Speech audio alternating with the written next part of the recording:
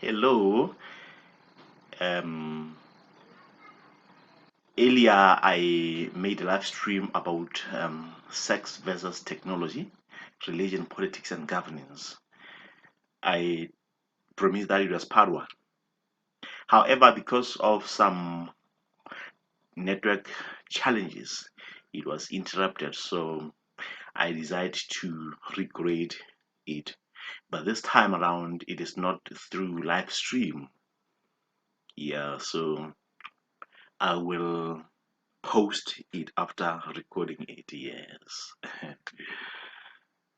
Yeah. Let me start this by quoting a, a topic. Let me say it is a topic, yet it is a question posed by Greta Christina in her famous article.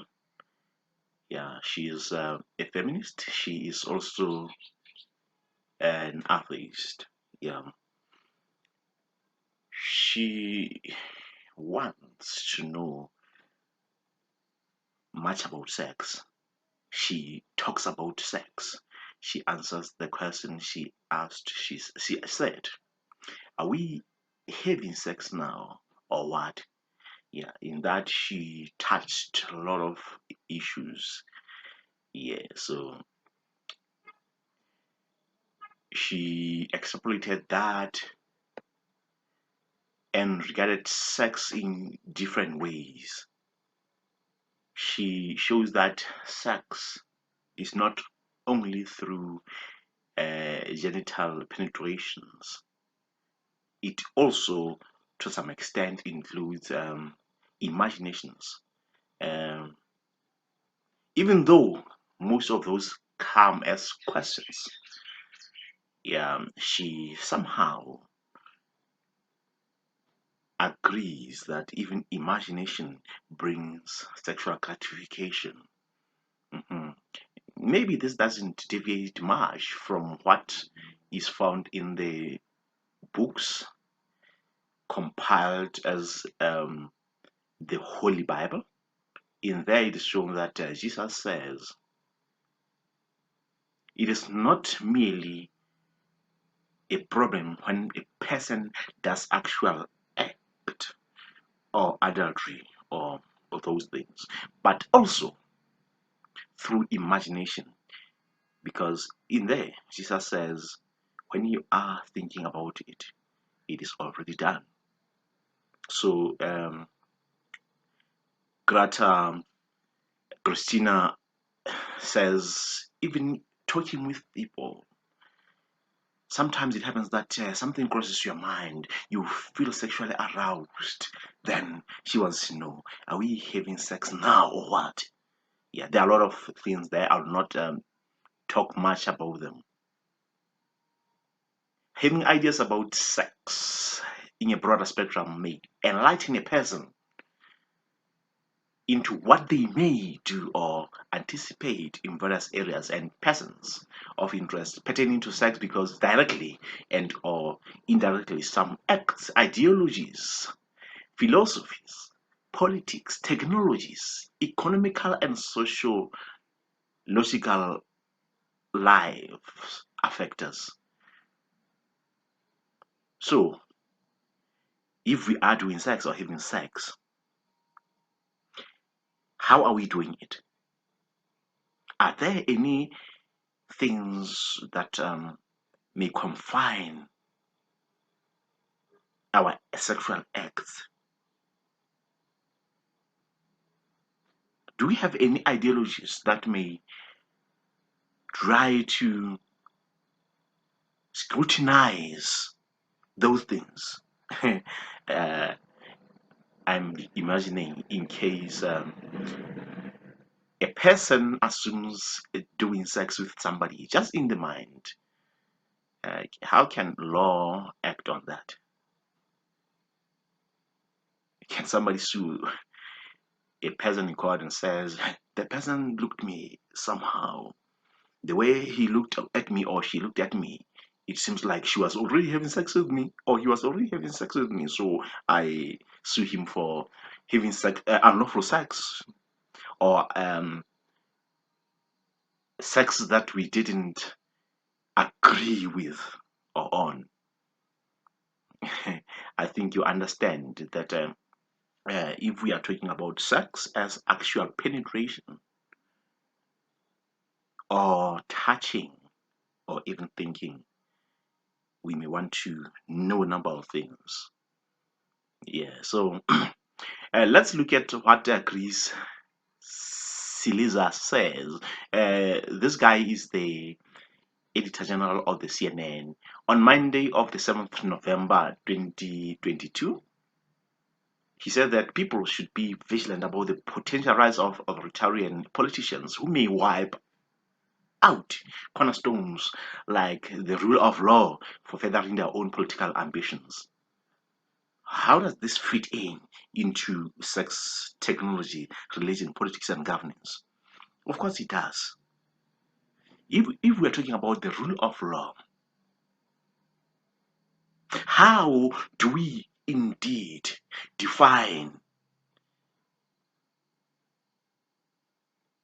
the boundaries? How do we define the ideologies? How do we define laws? How do we set laws regulating sexual acts? Should we control how people do sex? Should we control where people do sex? Should we control how people do sex? So, uh, considering this statement made by Chris, however, he was not directly talking about sex there, but he shows that we should be concerned about potential politicians that may wipe off or out the rule of law. We'll embark on a number of issues in this video. There is also a blog called World Finance. It shows that countries face economic risk factors, including failure of national governance, that must be responsibility of politicians and every citizen. So you understand that if we are talking about the potential wiping off uh, of rule of law, who should be the key player here? Should we consider only politicians as the major key players in defining how laws regarding to sexual activities are done? Should we leave everything in their hands? Should we say, politicians, now that you are in power, the ball is in your court, everything is in your power? But according to World Finance, we know that it is not only politicians' role, but every individual citizen should partake. Therefore, it shows the notion of democracy, where societies are equitably represented in decision making, because we have enormous um, classifications of societies. We have a lot of economic movements, religious movements, political movements, and many other ways of defining them. Should we just pick one religion and say the law should come according to your own standards? Or should we ensure that every individual group is well represented in formulation and governance of the laws, policies set by countries? Can the rule of law affect sex life? Remember, he said that in one or the other, technology, politics, philosophies, religions, economical factors, social factors, and many other factors affect how people behave. Let me not make examples because you know some of them. Some people may be pointing fiercely that doing sex in public, maybe as an example, is immoral, then again, the question is, how do we define public place, you see, or in public? We'll look at some of those as we continue. So let's look at what we may say politics is and governance. According to Cambridge Dictionary, politics is described as activities of the government, members of law-making organizations, or people who try to influence the way a country is governed. You know that a country encompasses number of factors within it. Those include movements, schools, government institutions, and many others. So how do we govern all those things within the country? So we understand, therefore, that politics refers to activities done by governments, members of law-making organizations, you see, and all other people concerned. Yes, we understand that some people say, it is not my role to control how government should run.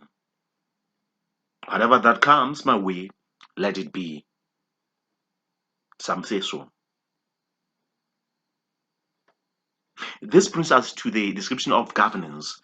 Governance is about the way decisions are made in governments, institutions, families, societies, and many others. So we want to know who makes those decisions. That is governance.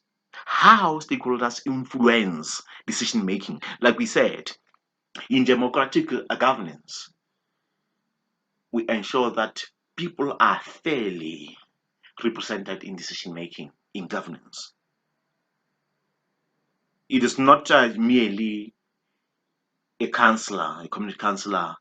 It is not just a person that was voted by majority of the voters for that particular constituency, let me say, call that has the power to make the laws, but they should consult relative others who may partake or who may be affected or who may be the key players in the action or implementation of the law. Now we are talking about sex. How should we ensure that every part of society is well represented? If we are making laws, should we say sex only relates to people who are married? Why? Is it because it comes from one religion, two, three, four, five of them? Is every religion connoting on that? Is every society defining sex in that way? How does others define sex? Do they say sex should only be for married people? How do they conclude or contribute pertaining to sex before marriage or sex out of wedlock, out of marriage, wedlock? Is everyone defining the same way? So if we are different, how do we ensure that even those people who have different perspectives are represented in decision making in laws pertaining to sex? You have a picture. Who has power in decision making? Who is accountable for implementation? We defined law, we formulated law, we enacted law. Who should ensure that law is being well implemented? This is about governance, you understand. How is accountability ensured? How is effective representation of the population assured, like we mentioned earlier.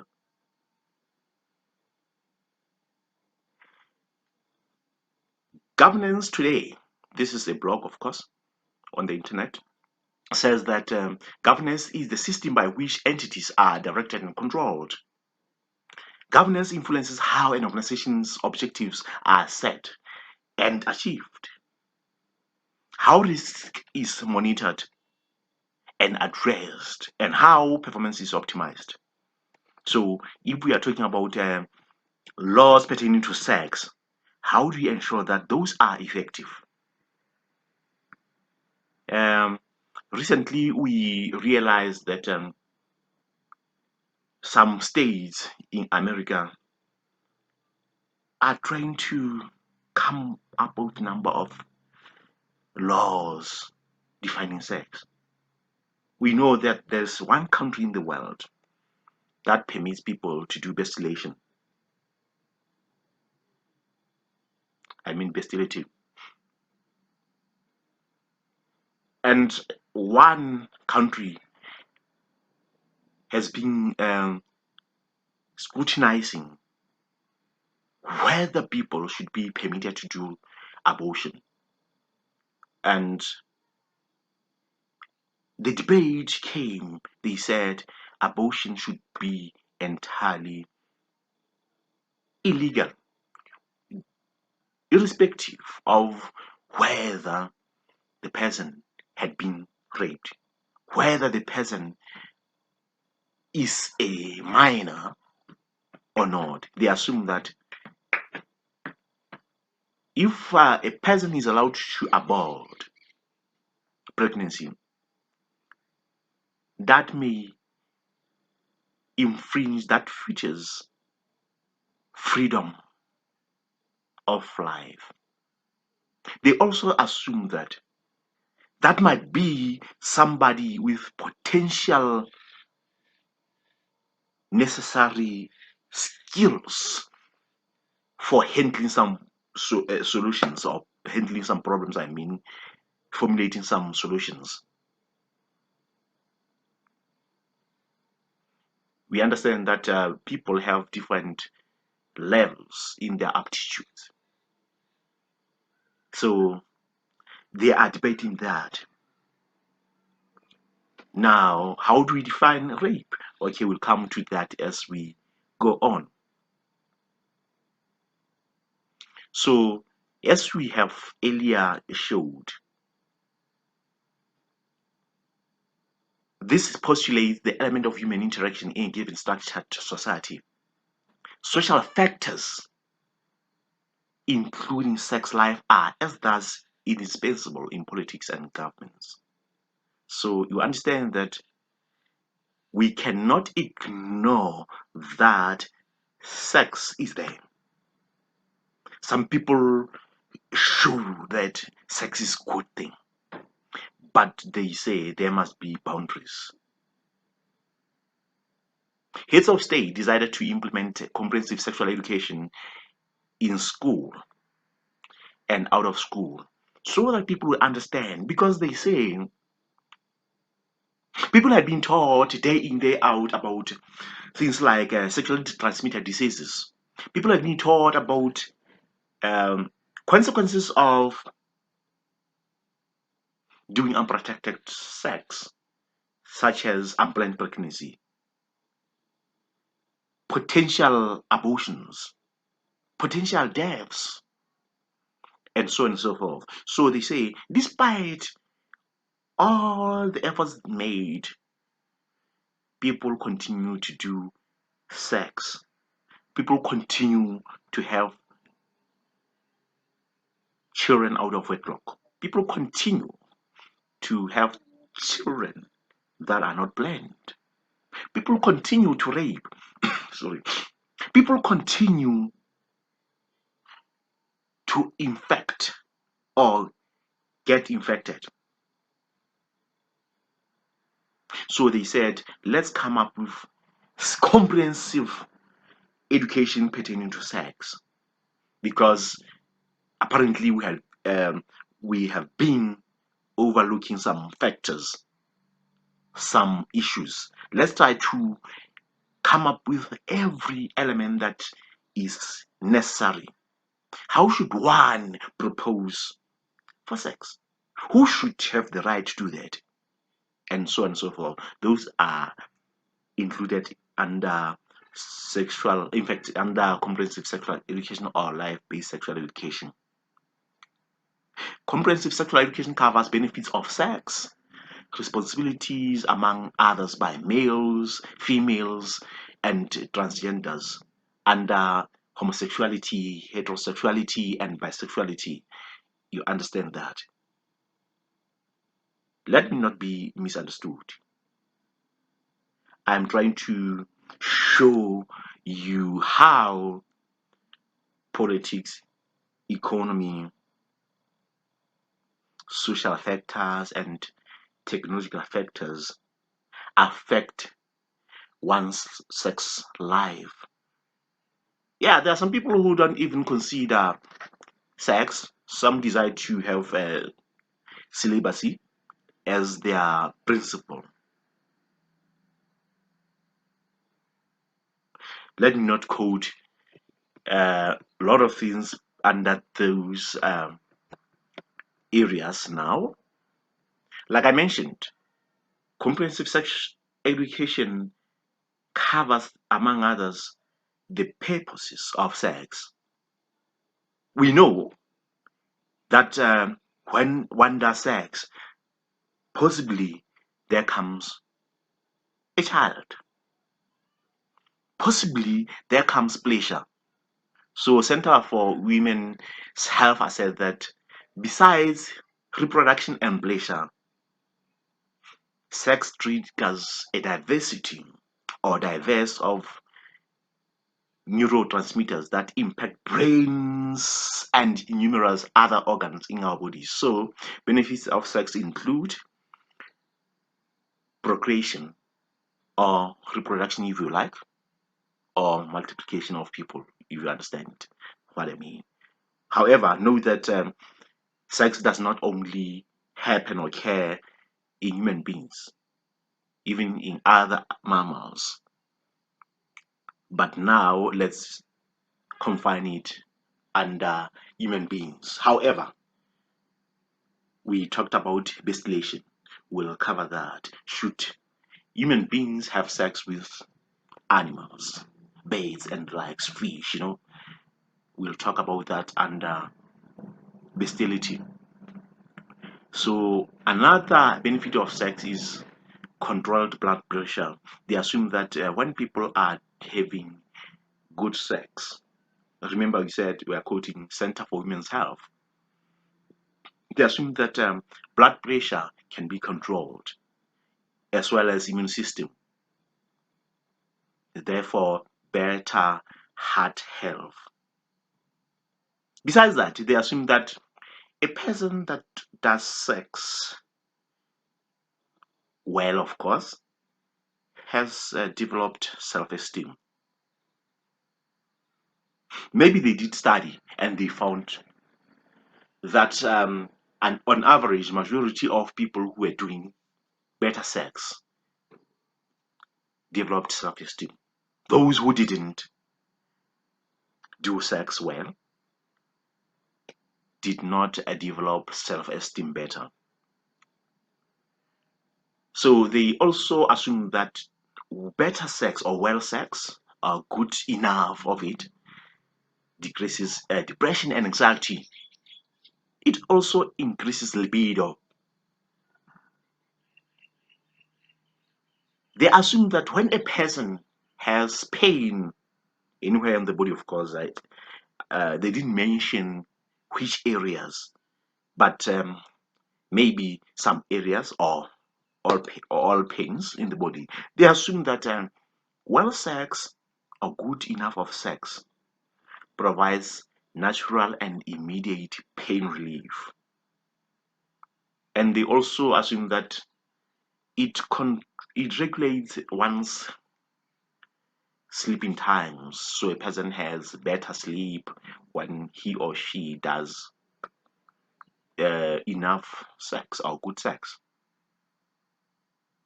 They also say good sex helps to strengthen bondage between the partners, sexual partners, of course. They say it brings intimacy, increased intimacy and closeness. Therefore, we note that they assume enough sex provides overall physiological and emotional stress reduction. So, according to them, they advise women to ensure that they do sex enough. But if this is so true, as sorry, as one person quotes what Paul talks about, where Paul says that if a person decides not to take celibacy and opt to be married, Paul advises people to ensure that they do sex regularly. And he says that a man should be submissive, should submit under women during sex, as the body of a man belongs to a woman, meaning that a man should do at all costs satisfy a woman sexually. Likewise, the inverse is true. This is what other people are denoting. So, like we said, if sex is so good, should anyone do sex anywhere, anytime, anyhow? Let's now look at what may be described as restricted sex. We know that some different societies define how and when and where sex should be done, and by whom, of course. So they have some laws that control sexual practices. First of them, let's look at place. Places where sex may be done is a subject of custom, ethics, laws, and regulations depicted from society to society. Some onus may be found in the case of People versus McNamara, decided somewhere around 1991 by New York Court of Appeal. Yeah, it was actually on the 19th of December 1991, where Cheryl McNamara, Alma Harrison, Rosemary Terrell, and Martin Hill responded against the appeal of the people of the state of New York. Um, According to what was discussed there, the government appealed against the judgment that was done earlier, maybe by High Court, where these people had been accused of doing sex in public place. Like we said earlier, public space or place, public place may be debated. Apparently, these people, some of them did sex in their cars, but those cars were in the streets, and some of them were under a street light. So, as the case was decided or debated, it was discovered that those people did sex in their cars at night, not expecting anyone to move around. and also that they were inside their cars. So there was no point that was proven beyond reasonable doubt that those people intentionally did sex in public place with intention of exposing their genitals to other people. So the case was closed on that regard,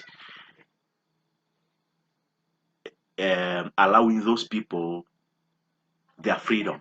So they were acquitted. Likewise, in 2020, England, during the lockdown, they said that people should do sex only in their homes with people they are living with, not other people outside their homes. You know that this is just a mere illustration of the point that laws may define places sometimes. We have many countries and societies that define places in their own way for addressing the problem they experience or perceive. Remember, now we're talking about restricted sex. Let's look at forced sex, which is commonly known as rape or non-voluntary sex. A number of societies advise people not to do unconsented sex. They don't only advise, but they prohibit it. Majority of them do that. According to Oshnem Ogunwal and Ajuan, rape refers to the act of forcing another person to engage in sex against his or her wish through violence, threats, verbal insistence, deception, and other various means. Meaning that if you are doing sex with a person without their consent, it is regarded as rape. And also, if you drug somebody and then does sex with them, some laws regard it as rape. So some countries or various countries define that rape and also how one should be punished. It is therefore imperative to be conscious about some of those laws so that a person cannot end up being the victim of law. Even non-commitment in an orgy is still considered as rape if there is no consent between some or all orgy members. Because you know that in the orgy, there may be a number of people, whether they are all women or all men or men and women, whether they are homosexuals, heterosexuals, or bisexuals. One may decide to say, I want to do sex with this one and this one, not this one and this one. Should anyone do sex without the other person or non-consenting person, it is described as rape. Therefore, we should look at all various ways sex is allowed, permitted, and how it is prohibited, how it is defined as rape. Yes, it is true that some people consent or agree to have mutual sex or consensual sex with other people.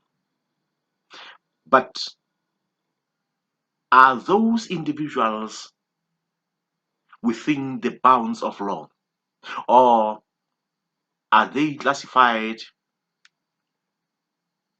and people who we shouldn't do sex with them. For example, are they minors? What about the mental state?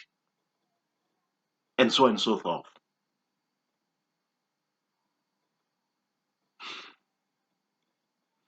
According to Statistica.com, the growth of rape cases in the United States of America since 2016 until around 2020 were growing. In 2016, there was 132,414 cases of rape reported. In 2017, cases were 135,666. You realize that those cases were growing in number. Why? Is it because people don't understand what rape is? Is it because they enjoy it that way? Is it because they are not aware? Is it because they intentionally did it?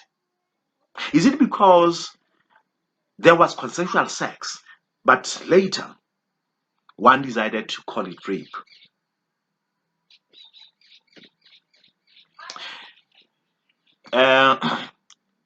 From these numbers we mentioned, we also noted from Statistica.com that the numbers grew annually until there were 144,300 rape cases reported in the United States of America in around 2019 or so.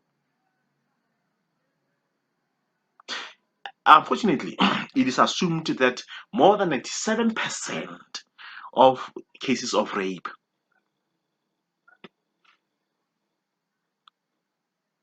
are acquitted as projected by rainstatistics.org. They assume that majority of them are acquitted. Why?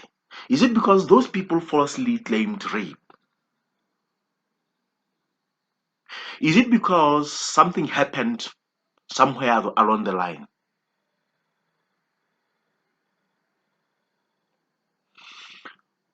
On the 27th of August 2021,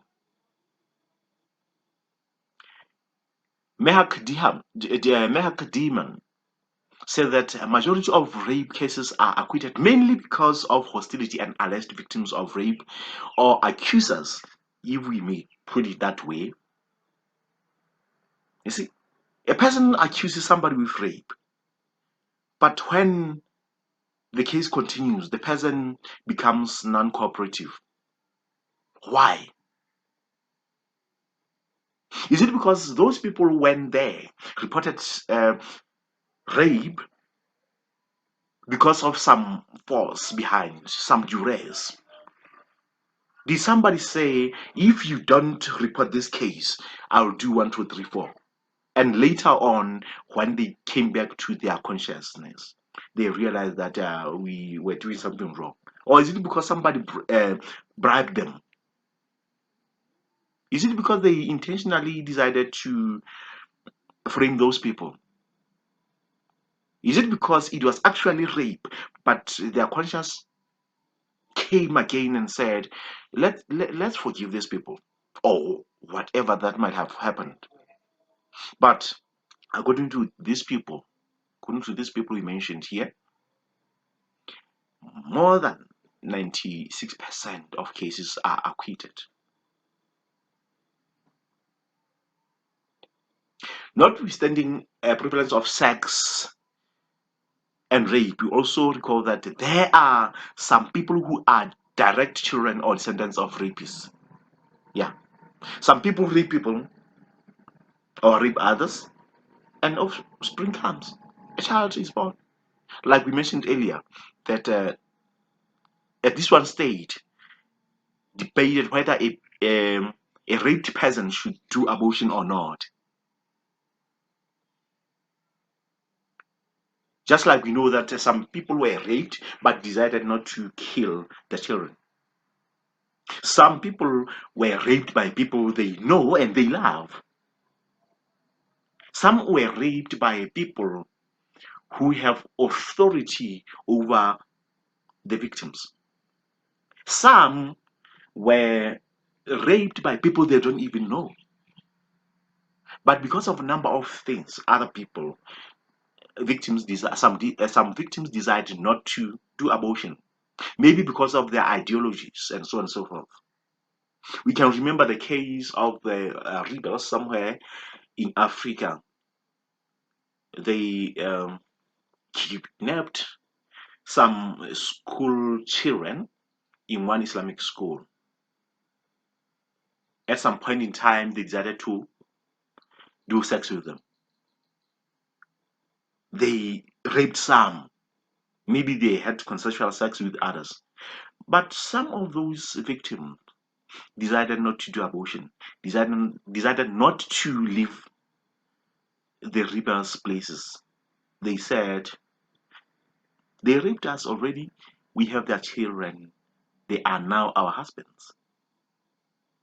So remember, we introduced this topic by saying we should be so observant with the people who may challenge the rule of law.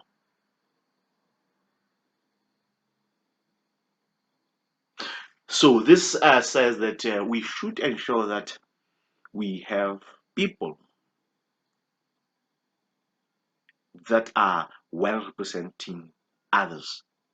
So various societies should be well represented in the decision making or in law making,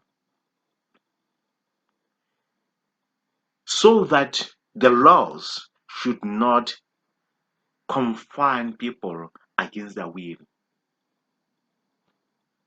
so that people will have options, so that people will have the choice.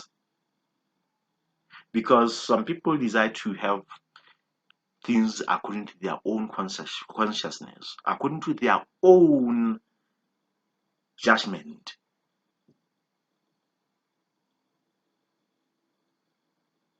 We mentioned that some people are direct children or offsprings or descendants of rapists.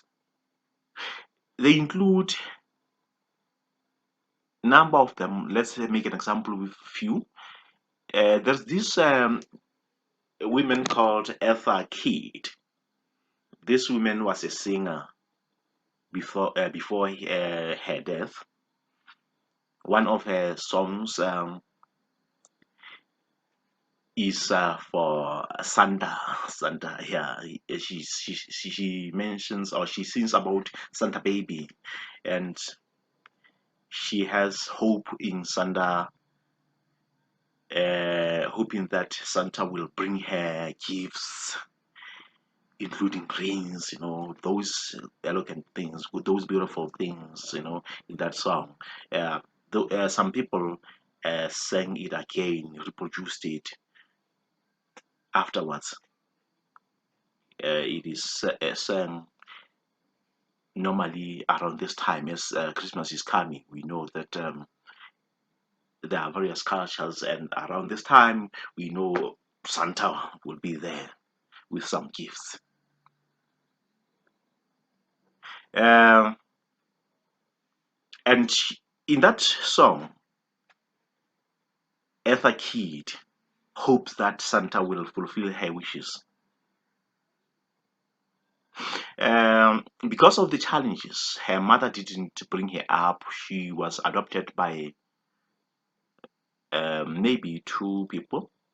Among them, there is Anna Mai that adopted Eartha Kitt.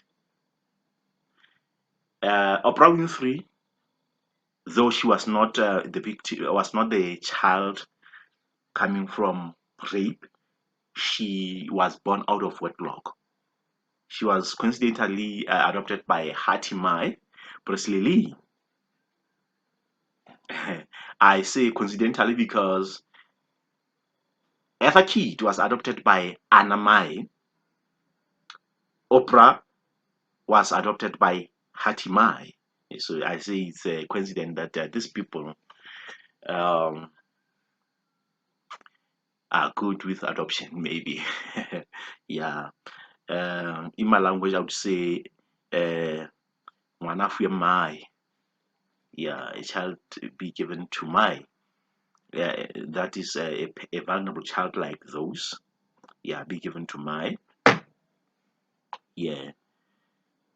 Jesus is also the descendant of fruit of rape, remember, because his family tree comes from Lord.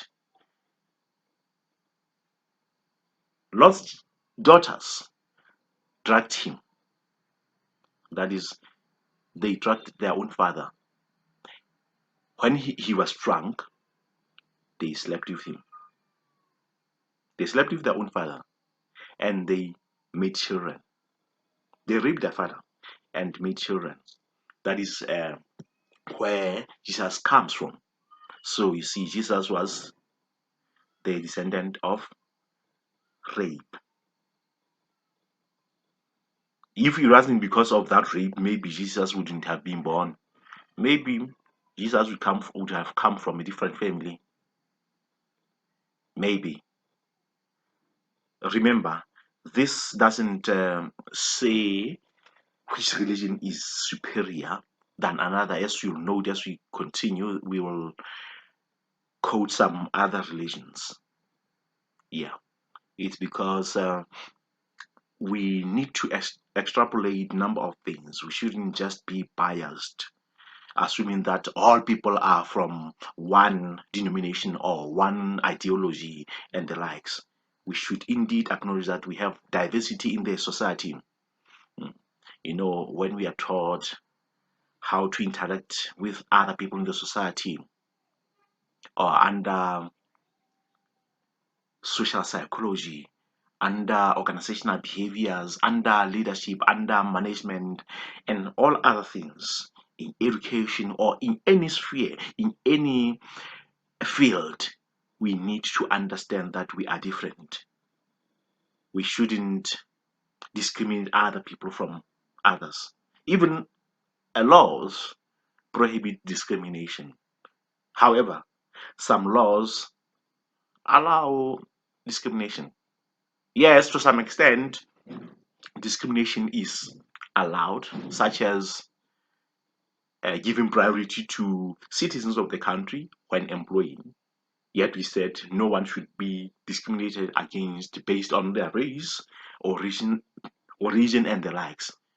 You understand that there's applied discrimination there.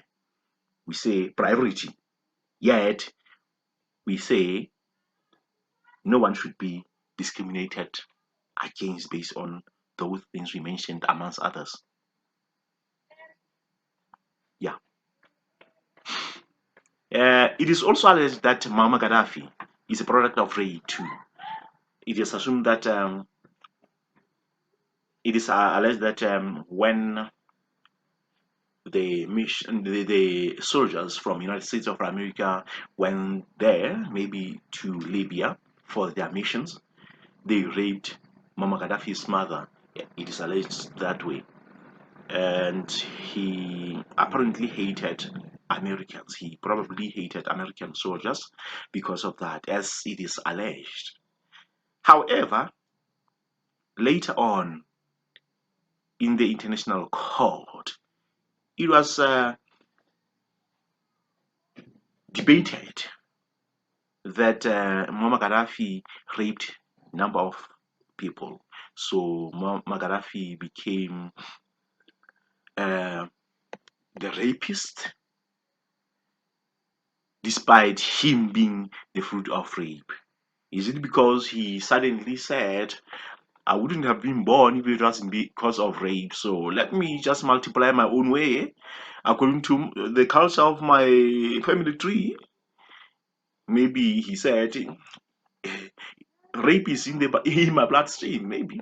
I don't know. If it is true, remember, we are still saying rape may be prohibited in some societies. That is why they took Muammar Gaddafi to international court, because they said he's the president of his country, or, but he doesn't charge himself, or courts are not charging him. Therefore, let's charge him elsewhere in the international court where somebody may listen or take ultimate decision.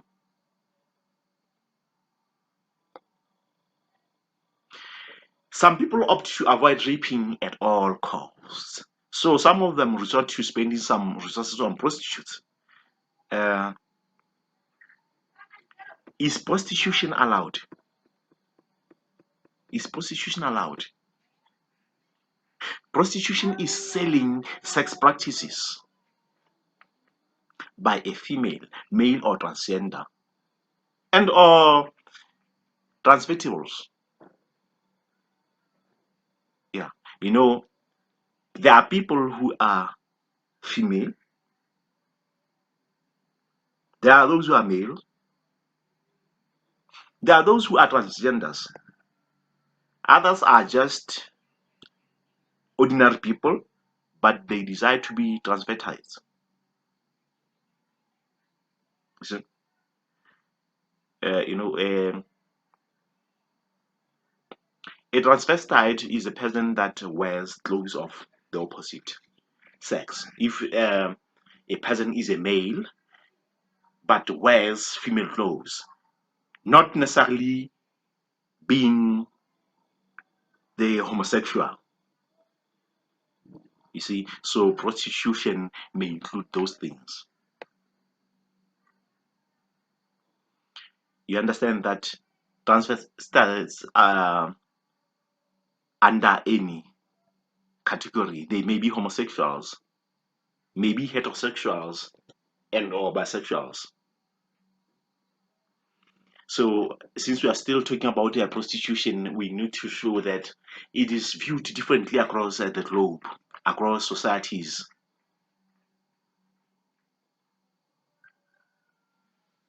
In wide spectrum, and as such is treated differently from society to society. Some consider it as a crime, others as a legal and justified practice, though how it is done is a matter of various regulations such as allowing brothels or non-allowance of pimping and the likes. So should prostitution be allowed? Should human sex robots replace human beings in brothels? If we are allowing brothels to take place, should we say, since some people traffic people into sex slaves, let's allow brothels, but if and only if brothels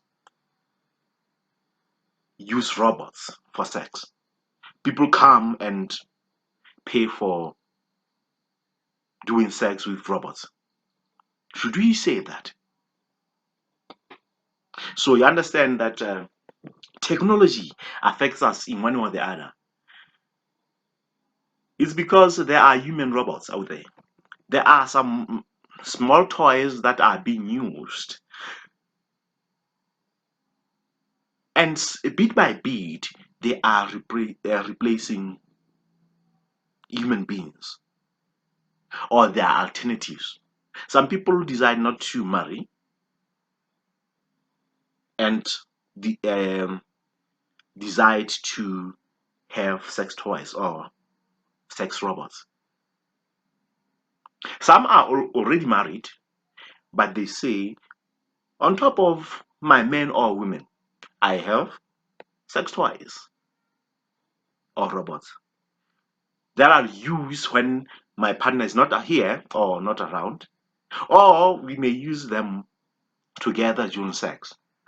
We have various ways people understand liberty and freedom or gratification. So you know that the way people look at things differ. That's why we should ask ourselves those questions. Is a brothel a morally justified thing? Yes, some people say yes. brothels are okay. They help people not to rape. They provide alternatives. Others say brothels are immoral because people end up ignoring their families, maybe. Also remember that a brothel does not necessarily mean where men buy women or where lesbians buy women. There are also men who sell their sex. Like we said, that homosexuals, heterosexuals, bisexuals, and transgenders, as well as transvestites, can do that or do that. Some of them do that. So we already mentioned that sex tech, that is sex technology, is becoming advanced with technology advancing to more human-like experience on the continuum from handheld equipment to programmable robots similar to human beings. Yeah, there are those robots that look directly, similarly, same way with women, with men. It is even possible that you may even mention a person. If you like, maybe let's say Nicki Minaj, you say, I want her. But you can't reach her, you say, make Nicki Minaj for me. And then you have your own Nicki Minaj in your room. Do your thing. That's an example. I hope Nicki Minaj will not be offended. Um, it is just an example. Okay? Yeah. I hope nobody will be offended by that. Yeah, so sex tech includes sex toys, wearable devices, virtual reality, and robots. Such equipment is assortment of various gender or assortment for various genders because there are those models that look like a penis, others like vagina, others look like a shaman, and so on and so forth, according to the person's interest. And some people buy them. Yes, in some countries it is illegal to sell those. In some countries, it is illegal to possess them or have them. Like I said, how is sex affected by politics, law, economy, technology, social life? Yes, social life because some principles don't allow. I say principles because if your own society, your own cult, your own religion, your own family prohibits those, you understand that is a social factor that one should try to scrutinize. Yeah, because you may experience a problem if you don't know how people will react.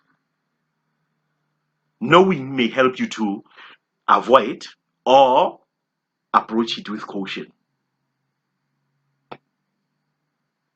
Yeah. uh, there are various countries like we mentioned. Let's pick Lesotho as an example. It prohibits making any object to touch another person's genital without their consent. That means if you have artificial penis, you shouldn't insert it in another person's anus, another person's vagina, another person's mouth, maybe. If you have artificial vagina, you shouldn't make it touch another person's penis, and so on and so forth, without their consent. That is according to the law of Lesotho. Yeah, some other countries extend beyond saying that. They say, except it is for medical purposes. So noting uh, those laws will help us know what we should and we shouldn't do. Yeah.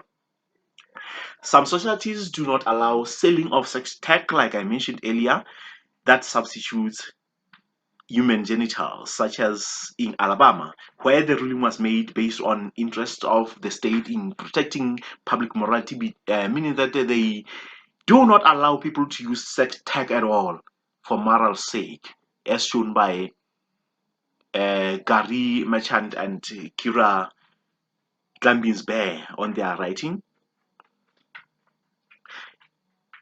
Same gender sex is legalized in some states, other states prohibit it. Bestiality is prohibited. I'm sorry, is prohibited in majority of states, except one country in the world. Yeah. So does usage of sex tech have any threats and or bring any threats? Does it have any threats? If we are having a business that produces sex tech, do you face any threat? If you have sex tech, do you have any threats as an individual? What type of a threat is it if there is one? Should brothel use robots instead of human beings? Can that reduce sex-based human trafficking?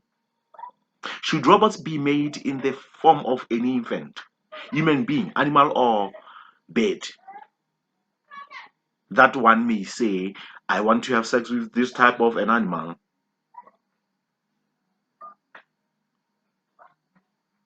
Should rapists that like to have sex, okay, should people who like having sex with children say, now that I'm not allowed to do sex with a child, let me have a model of a child that I'll have sex with?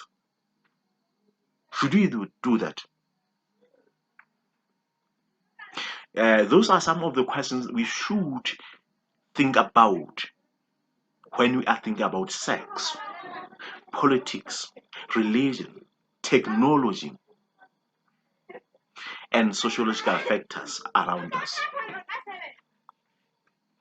However, there are a lot of other questions that we should indeed think about, because if we ignore those, we may face a lot of challenges. How should we handle the problems? So let's look at some few religions or philosophies or ideologies pertaining to sex. Are they advocating for sex, or are they advising people otherwise? Let's look at Judaism. Judaism encouraged people to do sex for multiplying and strengthening relationships of their marriage or that particular couple in any manner as long as it is consensual. So people are encouraged, strongly encouraged to know this, to do sex for multiplication of the family or procreation. And when they want to make the bond between the couple. Uh, a religion that is named or called Sikh strongly discourage sex before and outside marriage, but value sex for procreation and sweetening family life, just like Judaism. Considering Confucianism, or Konzi, as their people call it,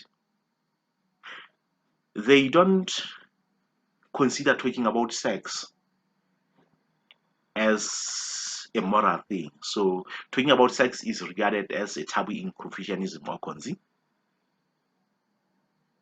And in Confucianism, it is considered that women should be submissive to their husbands and women should be less hostile in sex, meaning that men should do whatever it takes to satisfy themselves or satisfy women, but women should not play a major part in sex. That is according to Confucianism. I'm not sure whether Apostle Paul was referring to something of this sort when he says women should submit to their own and respect their own husbands. And when he advised men to love their wives, was he referring to similar principle? Let's look at what Islamic is saying. Islamic directs its members on viable sex practices and commands them to avoid sex on some conditions such as around menstruations. So they say sex is a good thing as long as you are not doing it around periods or menstruations. Sometimes is allowed before menstruation and sometimes is allowed after menstruation. That is, during that time you shouldn't do sex according to Islamic religion. What about Christianity? Let's look at one author named Pastor Paul Carter. In his post that was titled 5 Surprising Things That the Bible Says About Sex, he shows that in Christianity, sex is a good thing between married couples aimed at gratification, bonding, and multiplication. So a man is obliged to frequently provide conjugal rights to his wife. So is a woman to his man. However, he shows that in as much as sex is a good thing, it is not the ultimate means justifying the ends. Meaning that if you decide to go celibate, you are allowed. But if you have those intentions we mentioned above, therefore you can do that. And he says it's a good thing. He quoted a lot of scriptures from the Bible, which I will not mention here. Let's look at what is commonly known as BDSM. That has the elements of bondage, discipline, dominance, submission, sadism, and masochism. They say this may involve non-impulsive, deliberate mutual infliction of physical and or psychological pains for imposing bondage, discipline, dominance, submission, sadism, and masochism that is enjoyed by the player, and it is mainly regarded as a choice driven by certain appealing goals related to style, pleasure, and identity.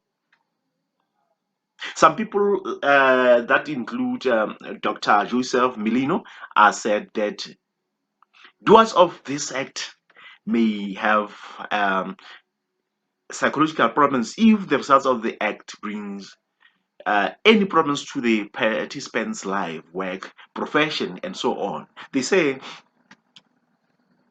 since the supporters of the BDSM enjoy sex when there is pain that is experienced by the other person during sex,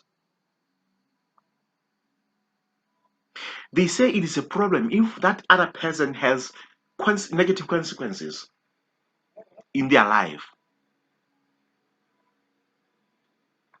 meaning that in as much as BDSM is done by some people, it should be consensual. Those who are partakers should agree to it. However, know that you should submit to the things like whipping, mocking, and the likes, because that other person enjoys sex during those experiences. So to reach at the ultimate level or optimum level of BDSM, some people decide to act it so that it becomes consensual. A person comes smoking, and the other one pretends as if uh, he or she is heard, or another person tries to weep or slightly weep the other, and the other one pretends as if the pain is so huge. So that's how some people do it, because they say we enjoy sex when we humiliate other people.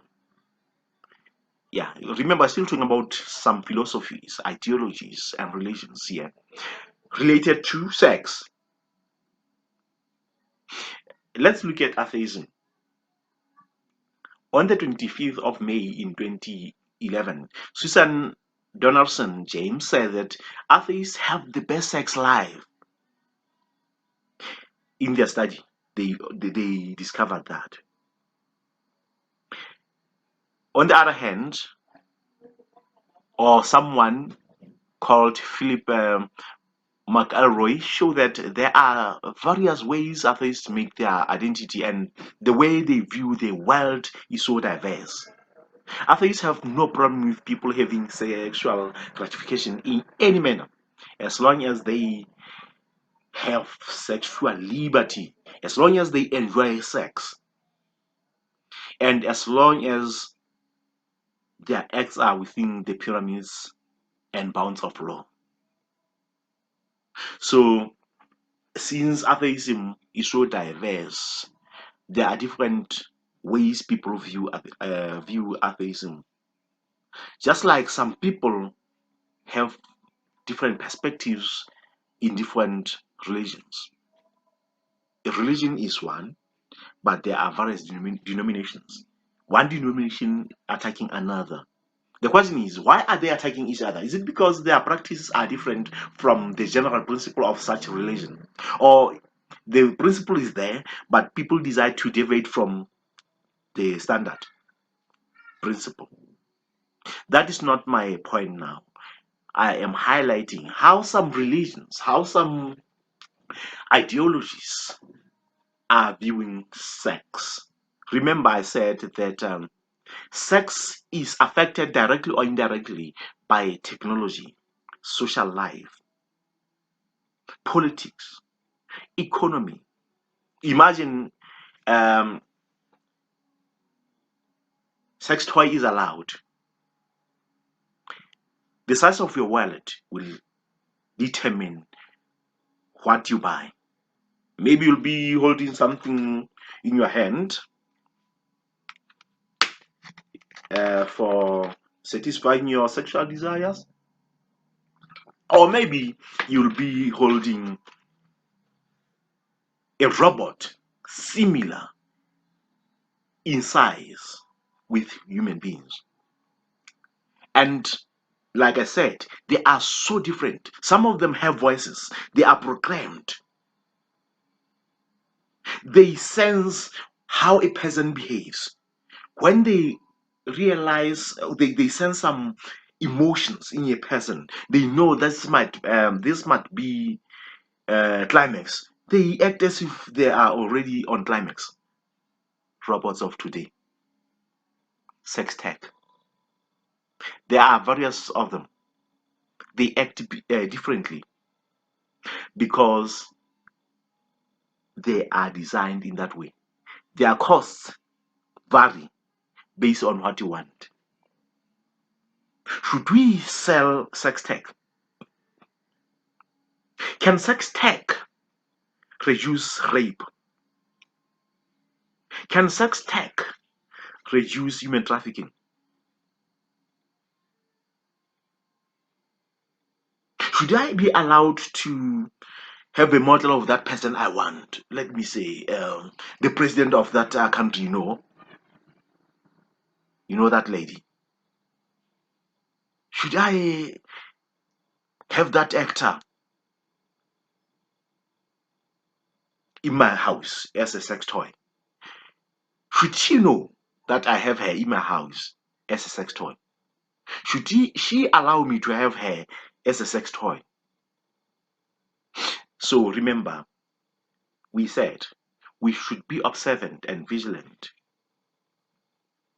on politicians that may affect the rule of law. If we are saying this is the rule of law, we want to legalize these things. What and how? When and why? Which, you know, all those six on a savvy May. What should be done to ensure that we are strengthening the rule of law, that have equitable representation in lawmaking? Should we allow various ways of sexual gratification? What should we do about multiplication? Remember, there are some people who decide not to be married at all, but who want to have their own children, not adopted ones. Some countries allow that. You just go there if you are human and you say, I want to have a child, let me have a sperm donor. Then somebody donates to you, whether you know him or you don't know him. There are some countries that allow that. Some people allow people to have children with other women, and those people give children back. What should we make in law to fulfill or satisfy sex? Should we allow people to do sex with animals? We talked about bestiality earlier. It is a common cause in my country. My country is Lesotho, and you know it. It is in Africa. It is in Southern Africa. It is enclosed in South Africa. It is a common cause that people practice bestiality. When I say it is a common cause, people do. It is not that everyone does it. No. But there are people who are still doing it even today. There are people who are there in greener pastures where they took their animals. They are away from people for a couple of months, for a year or beyond. Some of them practice bestiality.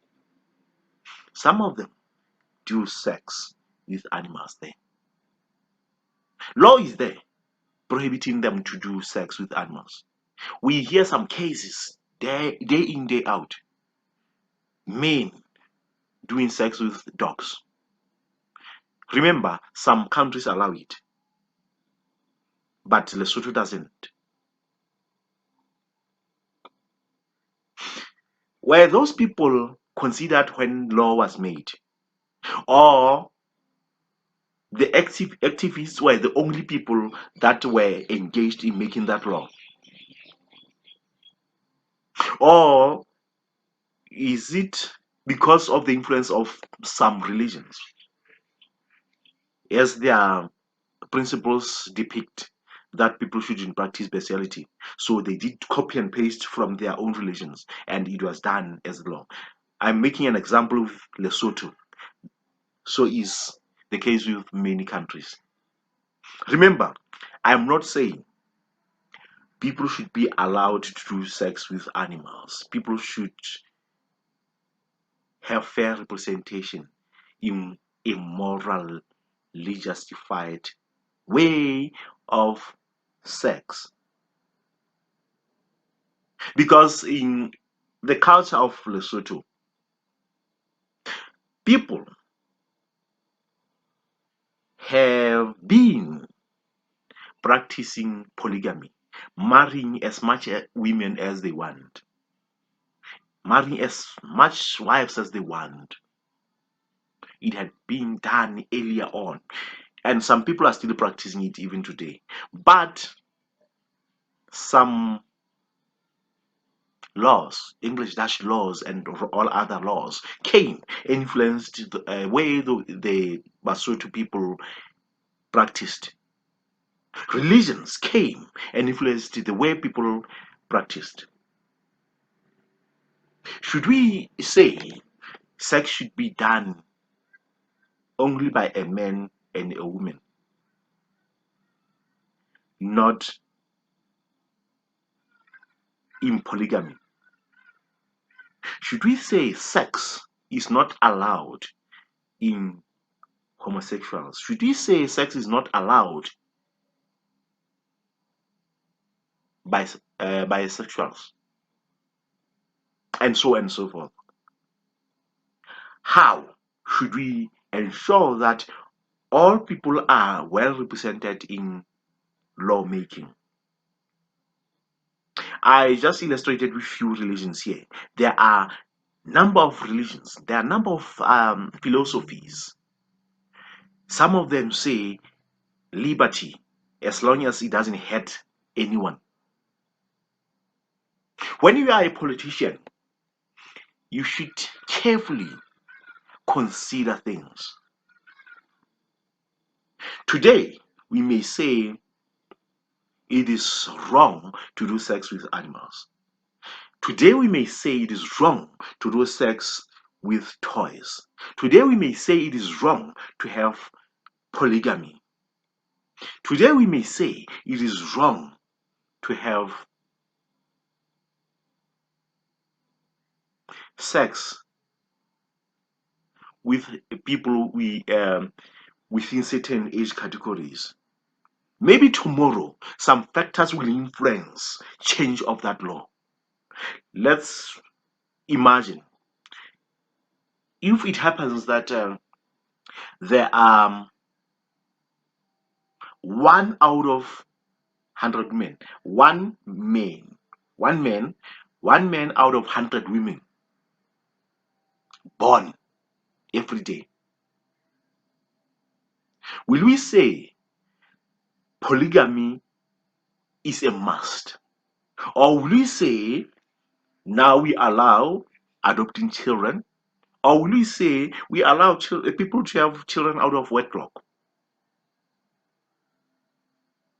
Will we say a man should have one wife and cheat here and there? Will we say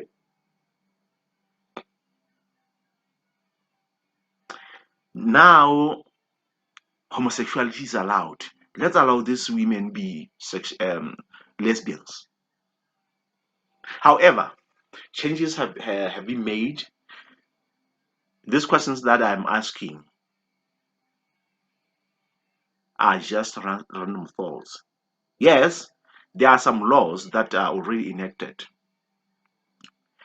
trying to balance various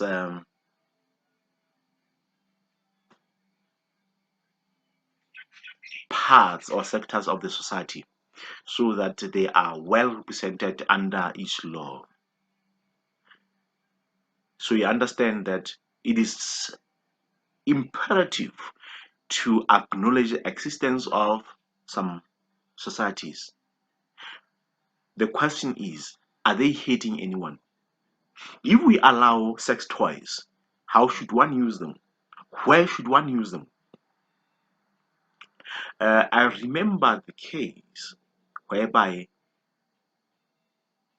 a soldier was dismissed from the army, in this country, in Lesotho. It was a woman. She was and is a lesbian. She was so jealous to an extent that she didn't allow freedom of her girlfriend. She whipped day in, day out that girlfriend until the lady decided to report the case to the authorities in the army. So the lesbian was dismissed from the army. I remember a case where a lesbian once found her girlfriend cheating with another person, a man, of course. So this lesbian invited her girlfriend into the house for sex. She brought the largest ever thought dildo. Is it called dildo? Plastic penis. And inserted it harshly in that girlfriend's vagina. That girlfriend was not moaning, was not producing what we call sexual sounds.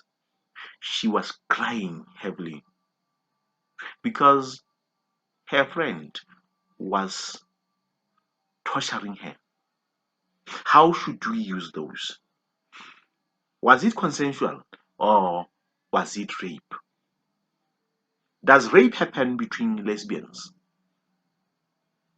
Of course, it still happens. There are a number of cases we know.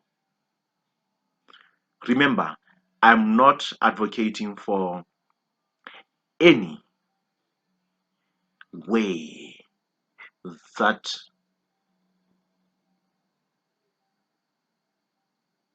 defines how sex should be done. Remember, this is about sex, politics, technology, religion, and social factors. So that we understand life-based sexual education, so that we understand comprehensive sexual education. There are a number of things that we may discuss under life-based sexual education. There are a number of them. This is the end of part 1 of sex versus politics and governance. So let's interact again in other videos. Gracias, Tibiaku.